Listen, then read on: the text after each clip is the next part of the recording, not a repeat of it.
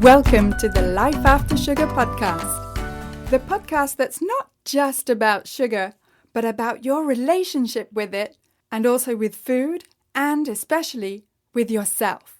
So if you want to discover your life after sugar and hear inspiring stories from all kinds of people who also cut out sugar in their way, at their pace, for their own reasons, this is the podcast for you.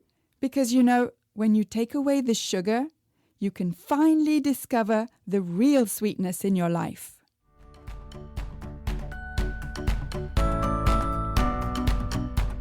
I'm your host, Netta Gorman. Have you ever felt like you're the only one on the planet who's addicted to sugar, or who can't say no to sugary foods or comfort foods, and who struggles with cravings?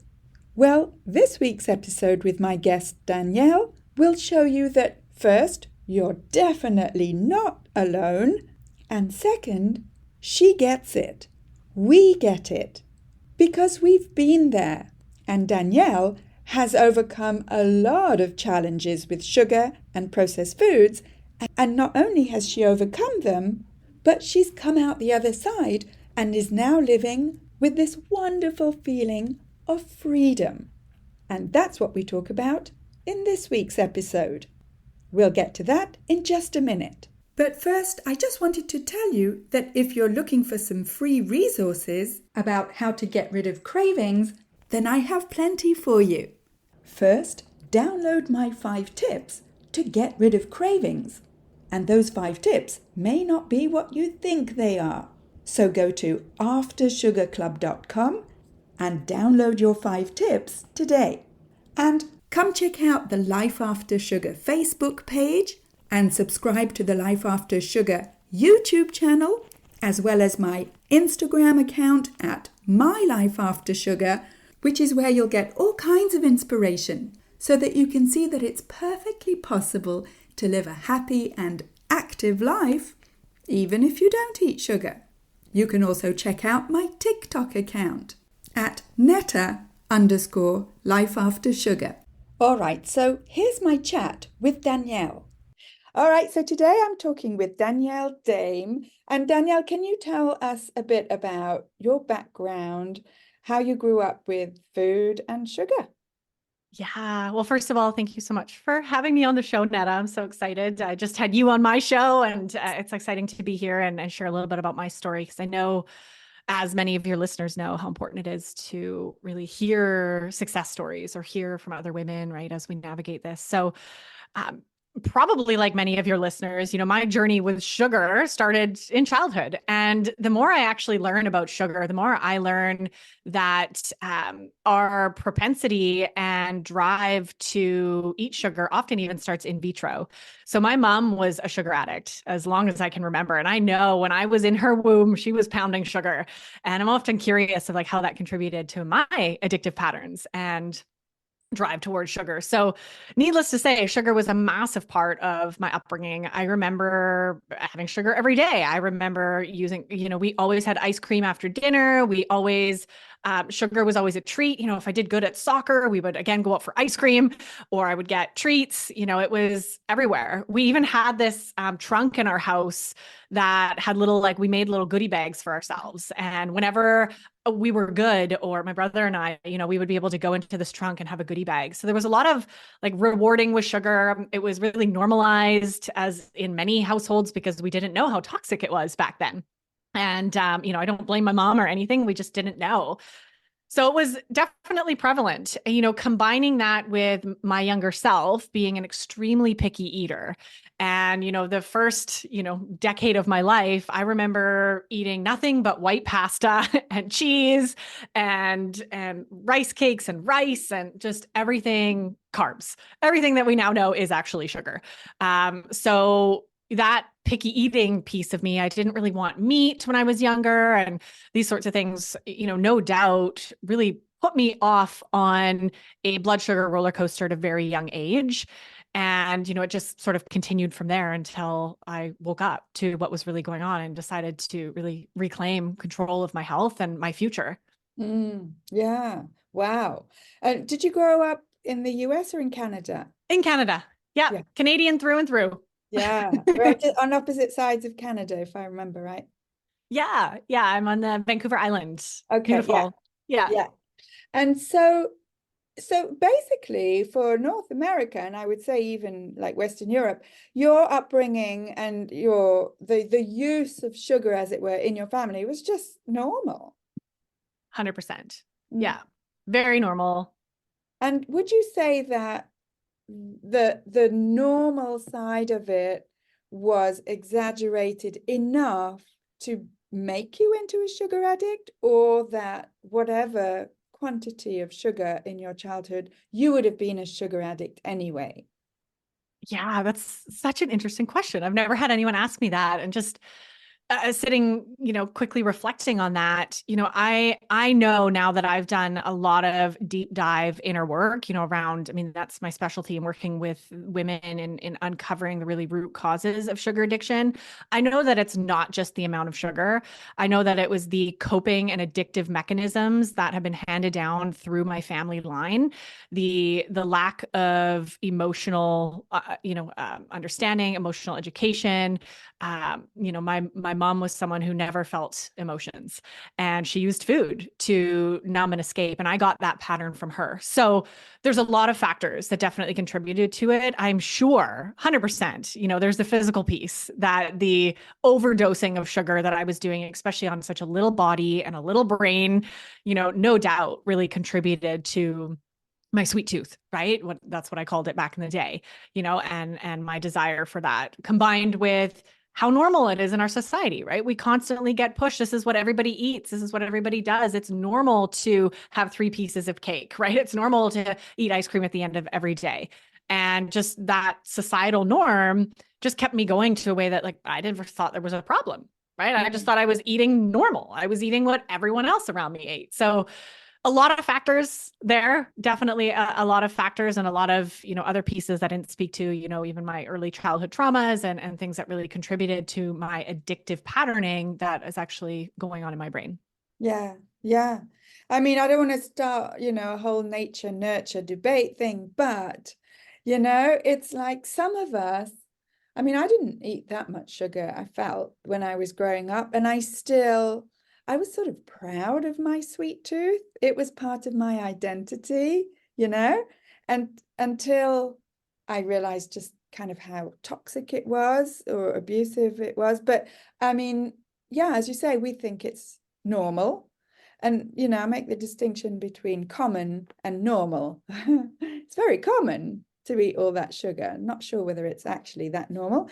But what about, how old were you when you realized, oh, wait, this isn't a good thing in my life? Yeah, I was so my turning point and sort of my sugar awakening, I'll call it, actually happened on a year-long trip in South America with my husband. We'd quit our jobs and we're just on this totally new trajectory with life. And we accidentally detoxed from sugar at a yoga center, right? We were literally just eating off the land and there was no processed food. And that was the first time in my life I'd had literally no access to processed food. So I went through that. That was the start of an awakening for me. That was about 9 years ago. So I would have been 27-ish, 28-ish, so late 20s, when I really started waking up to that. I'm starting to become curious about nutrition, about, hey, I think it actually matters what I put in my body. And I think it actually might dictate my future and my health and my disease development. A lot of these things just started coming together for me around that time.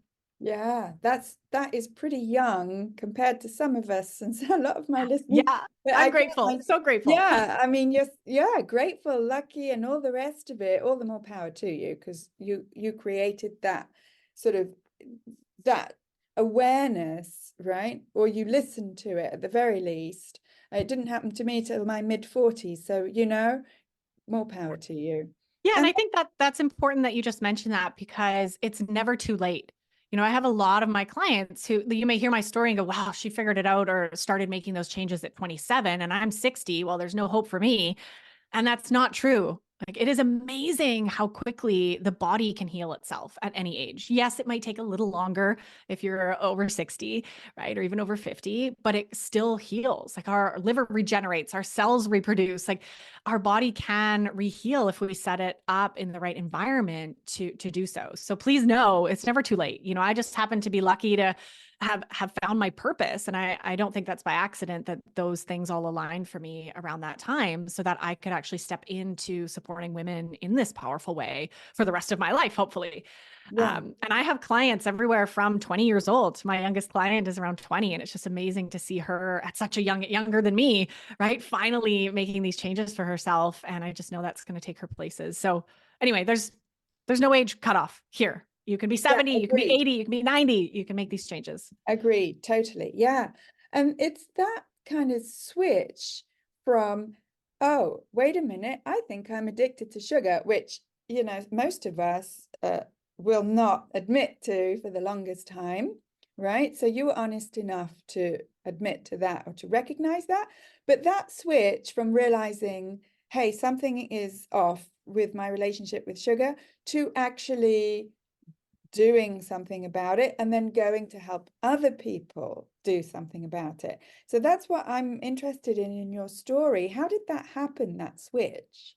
Yeah. Well, first of all, I'll say that wasn't really a switch. It was kind of like a 3-year dial, right? It was like slowly, slowly, slowly, slowly. It was definitely not a switch experience. And it really it took me years coming home from that South America trip that I spoke to.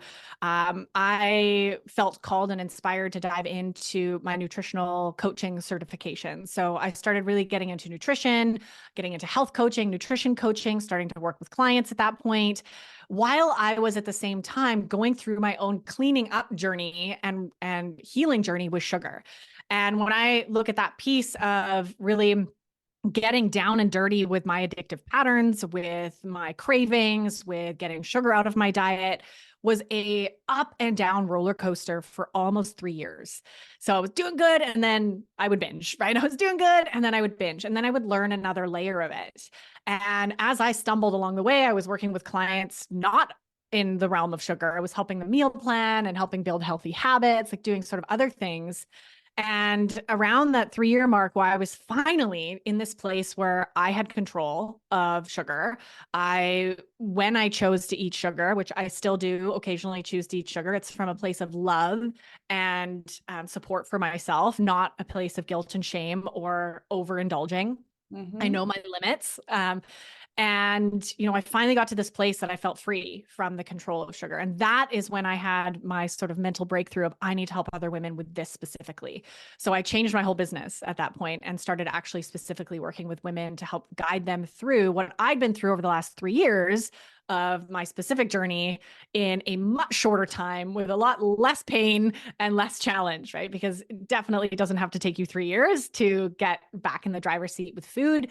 And I wanted to really help people do that. So that was kind of where things started to shift for me. And then I really started focusing. And every year, the depth of work that I do with women is changing as I'm continuing to learn. And as I'm continuing, you know, I'm still on my healing path.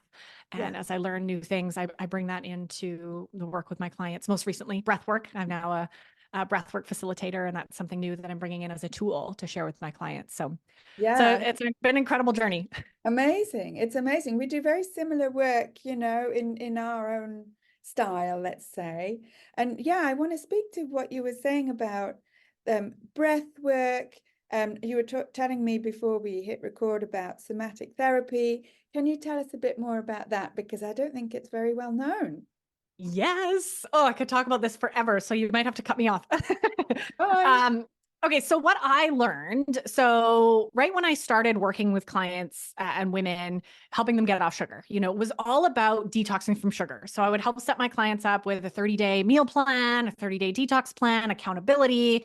I would coach them through that and cheer them on. And for the first couple of years, that worked okay. And I really started noticing, though, a pattern with my clients around feeling really good, having sugar out of their life, eating really clean, feeling amazing. And then all of a sudden, they wouldn't. all of a sudden something would happen. And this could be 3 months in, 6 months in. All of a sudden, they were back in the tub of ice cream and not knowing why. Like, why? I was feeling so good. Why would I do this to myself? So that was really the start for me of really paying attention to what was happening below the surface with these women that I was working with and reflecting deeper on what was happening below the surface for me in my journey with sugar, because it's not, contrary to popular belief, it's not just physical. And I saw this proof every single client I worked with. Their physical body was healed, right? For the most part. I mean, there's always work to do. They were, metabolically flexible. They were off sugar. They were eating nourishing foods. They felt great. They had more energy than they had in years. They were sleeping great. And still, that addictive pattern pulled them down again. So I became fascinated with why. What is really going on below physical, beyond just getting sugar out of your body? And this is what really propelled me down the path of diving into what I call the root causes, or the foundational causes of our addictive patterns with food in general, and actually any addictions, whether it's alcohol or Netflix or sugar or you name it. Yeah. The addictive patterns actually stem from nervous system dysregulation.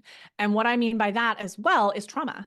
So our addictive patterns to escape our body actually, for most of us, started in childhood, started from this imprint of it's not safe to be in my body. Therefore, I need a dopamine hit, or I need something to make me feel better. Yeah. So I'm giving you the really quick version of this. There's a lot of details and nuances to how this actually works at a subconscious level. But to come to your question about breathwork and somatics, as I started deep diving into like the deep inner work that's actually at the root of our addictive patterns with sugar, our beliefs about ourselves, our trauma patterns, our inability to feel and express emotions, which actually stems from nervous system dysregulation. I really started seeing this, understanding that this is all stuff that's actually in the body. And the word somatic actually just means of the body. And somatic therapy, somatic experiencing, somatic coaching, somatic embodiment, these are all different modalities that psychology is finally starting to understand that what's going on in our head, our beliefs, our mindset, our thought patterns, actually originated in our body, and more specifically in our nervous systems.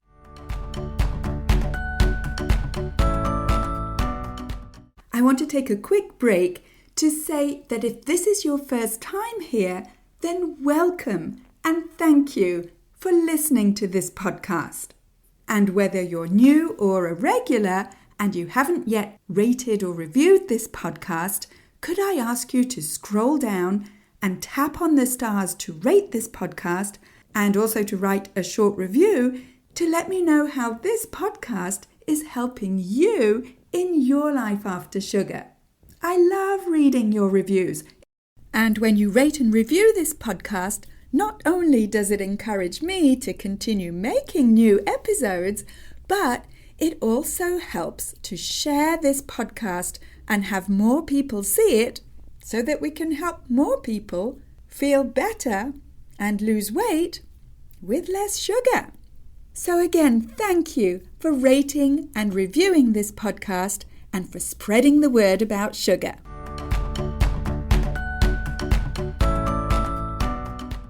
So the stories that we tell ourselves about what's okay, and I'm a good girl, I'm a bad girl, I'm not enough, all of that actually is an imprint that you probably got in childhood that was stored in your nervous system. So my fascination became helping my clients get in their bodies and seeing how much of an epidemic it is that women are completely disconnected from their bodies. We live in a world where we are praised for living in our head, right? We're praised for being smart. We're praised for having good rationalization and cognitive abilities. And we've completely disregarded the actual feminine aspect and wisdom that lives in our bodies. Yeah. So reconnecting to our body. Yeah, I'm sorry. I didn't mean to cut you off, but I just wanted to say that there's a lot of it feels to me as a woman that there is a lot of focus on our bodies, how they look, right? But not actually how you experience as an individual being in your body. Yeah. Yeah. Let alone the actual feelings. So being able to actually connect with our feelings, being able to actually connect to the sensations in our body, which by the way, are just our body's way of communicating and trying to talk to us. You have a pain in your shoulder, it is trying to tell you something. You're having gut issues, right? Or bloating, this is trying to tell you something, right? And we don't listen. We disregard the knowledge of our body. You know, if you're say having extreme constipation, right? You're not really tuning in to listen to your body. You're probably going to go and listen to podcasts and get in your head about how do I heal my constipation. So it's a very different look at understanding we can't heal our bodies if we don't actually listen to what our bodies are trying to tell us, and we stay in our head, right? Listening to books, going to the doctor. Even these podcasts, right? We live in our head and we disregard the wisdom of our body. And a big piece of this, especially as it comes to our addiction with sugar, is the emotional component, right? The actual lack of ability of being able to feel and fully validate and honor our emotions is a big piece of why we are reaching for sugar to feel better.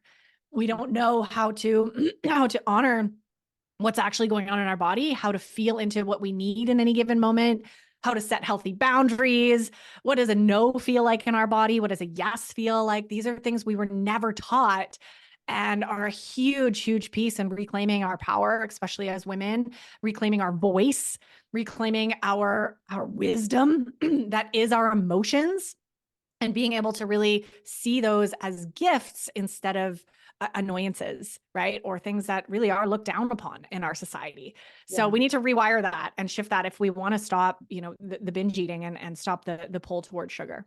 Yes, yes, very well said. I find that in the people that I help, the women that I help, it's like they come into my program thinking we're going to talk about sugar, right? And we do. We certainly do. But we end up talking about life and the things that you've been mentioning. It goes pretty deep and pretty far back. And it's like, it's not easy for someone to delve into all those uncomfortable corners, right? And so if you've grown up thinking or believing or experiencing more like that it's unsafe to be in your body, then going to revisit all those unsafe places, that is a huge challenge. How do you help that? How do you help the women that you help feel safe? Yes. I'm so glad that you brought that up, Netta, because one of the things that I absolutely do not want anybody doing on this, listening to this podcast, is to go out and try navigating these areas on your own. Because this is trauma. We're having a trauma conversation here, whether it's big T or little T, right? The not feeling safe in our body started somewhere. And that place where it started was a trauma. And that's how we can, or the creation of that lack of feeling safety was from that some sort of situation, whether it was your mom yelling at you or actual physical abuse or feeling embarrassed at school. All these things can either be big T or little t. And as we choose to navigate into the complicated realm of our nervous system, of our trauma imprints, we must work with someone who is trauma informed.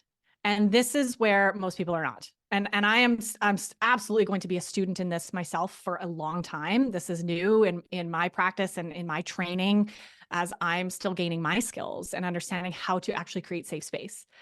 So there's no one way to do this, but this is one of the reasons I love breath work, and I love working with a practitioner who, and when I say breath work, I'm talking about conscious connected breath work, which is a style of breath work where we intentionally go in to activate the nervous system, possibly even activate a trauma response in order to release and repattern whatever was held in the body.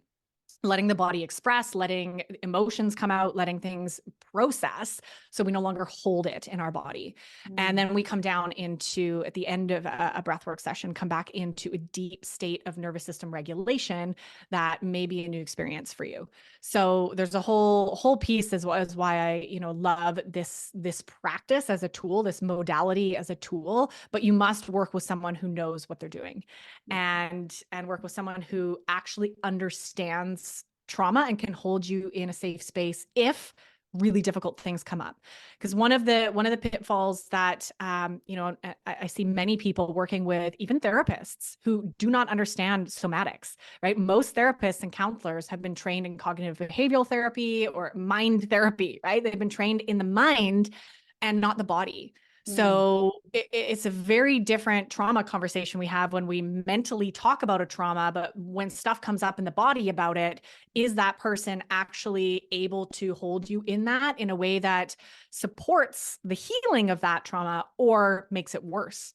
Right. And this is what, unfortunately, a lot of practitioners out there are making things worse, not intentionally. We're all very well intentioned, but this piece around feeling safe and safety is dramatically different for everyone. And I'm armed with a lot of somatic tools now that I use with my clients, both before and during breathwork sessions and after, in kind of cultivating that network of safety. So there's lots we can do. And in a group setting, one of the things that I do is on our first call, whenever I host a program, is we actually, we go through safety agreements together and we brainstorm together. How do you feel safe? And we put this together as a group. And I think that's a really important baseline, one tool that you can use. And I highly recommend you do that as well, Netta, in your groups. It's very powerful just to let everybody speak to how do you feel most safe in a group and listen to what comes up. I mean, I think that's a great place to start. And it's like, yes, I agree. And it's sort of up to us as the group leader, as it were, to create this safe space. And I'm just thinking of myself when I first realized, hey, sugar's a problem in my life, which, I resisted for the longest time. If I'd have come in and if I, with someone like yourself, and if I'd have become aware of just how deep this would go, I think I might have run for the hills. Yeah, good point. Is it possible that someone has a problem with sugar, is addicted to sugar, but doesn't have a whole bunch of, trauma in their background? I mean, I never think in absolutes, so there's always possibilities. I think absolutely. I think it's very rare. I think it's very rare that somebody is just coming in purely with a physical addiction to sugar. That's usually a part of the puzzle, but because we're human beings, that were raised at this time in this world that we live in, whatever country you live in, there's stuff. There's trauma. There's things that have impacted us. And many are not very, very good at blocking all of those. So I do have a lot of clients who are like, no, I had a great upbringing. And by the way, this was me. I never suffered any physical, emotional abuse. I didn't live in a war-torn country. I used to think, no, my upbringing was great. And when I started actually working with a somatic therapist and doing some of my own inner work, I started realizing, wow, no, my child self was really like missing this sense of unconditional love, this sense of like validation, the sense of like actually being able to be myself and still be loved. Anyway, so there's a lot of layers I think that we all carry, whether or not you're aware of them. I guarantee they're there. Yeah. So I know that's kind of a long way of answering that, but I mean, I'm sure there's maybe 1% of the population that it is purely physical. And in that case, you would know if you just get rid of sugar from your life, then you're good. And you never go back to sugar and it's easy and you just live a sugar-free life and, nothing seems to propel you back to sugar. I've never met one of those women. No, nor have I, quite but they might exist, like a unicorn. But we'd like to believe, because it's so much easier, that, you just cut sugar out of your life and you carry on and everything's, rainbows. But we know, because we've been there, that it goes deeper than that, and, in my program as well, we do definitely go way deeper than the food. Yeah. It's never about the food. That's what I say. Yeah. Damn. Yeah. We wish it were. Yeah. You mentioned earlier, I just wanted to touch on that, like this fear that shows up, right? If I knew that we were going to go to all these like really difficult, challenging, wounded places, I'm not doing this. I'm not signing up for that. And I think there are definitely, a lot of women out there not ready, right? Not ready to do that work, not ready to look at the shadows, not ready to look at the wounds. And that's okay. I just want to encourage anyone, and remind everyone that this isn't something you can be forced into. This isn't something you can willpower yourself into. You do have to have a sense of sort of being ready. The fear is still going to be there. You're always going to be terrified because your protectors and your ego are trying to keep you from going into these places. So that's always going to be there. But you'll know when there's the higher self part of you comes in and says, okay, it's time. It's time to get real. It's time for me to do the work. And that's often when you're hitting rock bottom. And those are the women that I work with. Nobody is surprised coming into my program anymore. They know we're doing the deep work together. And those are the women that I absolutely love to work with, who are terrified, but ready. Yeah. And that's great. That's the right place to be. Yeah, totally. Yes. And it's terrified and sometimes not quite ready, but yeah, I'll do it anyway. Yeah. And what I've seen in my experience, and one of the reasons I don't work one-on-one with clients anymore is because it is so much easier in a group.